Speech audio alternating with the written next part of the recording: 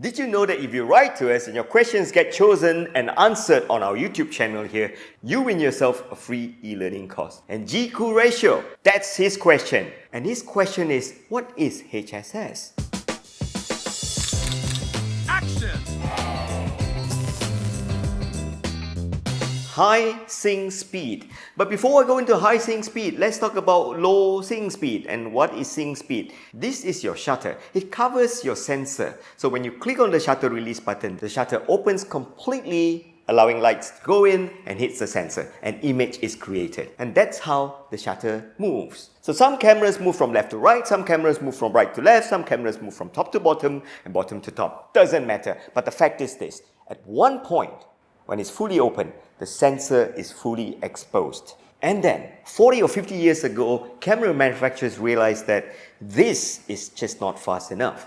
Is there any way that we can open this shutter faster to reach a speed of 1,000th of a second? And that's why they introduced a new shutter that moves this way. You don't need to fully open the shutter. It just needs to move in a slit, kind of like an elevator door. Ever wonder why the elevators have two doors? Firstly, it opens and closes faster. And secondly, the door won't be so big. Can you imagine it's just one door? And that is why the camera has two shutter speed motion. This is called the Axing Speed. It will be traversing in this speed right up to a shutter speed of 1/200 or 1/360th of a second on certain cameras.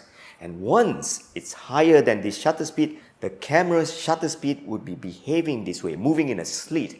So you have the Axing Speed and you have the focal plane or high sync speed. So why do you need to know this? In natural lighting photography, the Axing Speed and the high sync speed works fine. It's natural lighting, you always have the light. But when you fire a flash, you're going to have a problem. You're going to see a slit like this on your subject's face if you use a shutter speed that's higher than the Axing Speed. Oh hey, when it comes to high sync speed, most cameras will have their shutters moving in a top to bottom or bottom to top fashion. That's just not efficient to move from left to right in a slit. There's no space for the door. Yeah, just like an elevator. No, elevator you're not gonna go in like that through an elevator. Please, don't be stupid. You can have an elevator door opening like this. Then how do girls wear a miniskirt? So generally, the Axing Speed ends at this shutter speed, but it varies from camera to camera. And this is what I can tell you. Most brands don't have an accurate number.